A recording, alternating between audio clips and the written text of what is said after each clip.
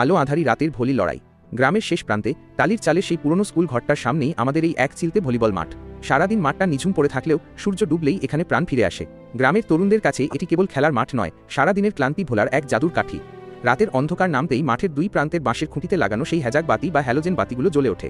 নীলচে সাদা সেই আলো যখন মাঠের ধুলোয় আছড়ে পড়ে, তখন মনে হয় যেন কোনো বড় স্টেডিয়ামের ফ্লাডলাইট জ্বলছে।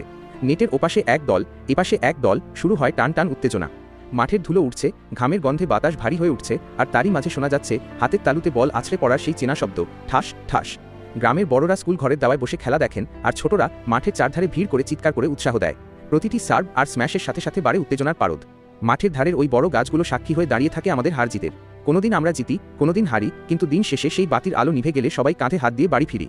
এই ছোট্ট মাঠটাই আমাদের শিখিয়েছে কিভাবে একসঙ্গে লড়াই করতে হয় আর কিভাবে একতাবদ্ধ থাকতে হয়। মাঠের ওই মিটিমিটি আলো আর ধুলোমাখা বলটাই আমাদের গ্রামের আসল সম্পদ।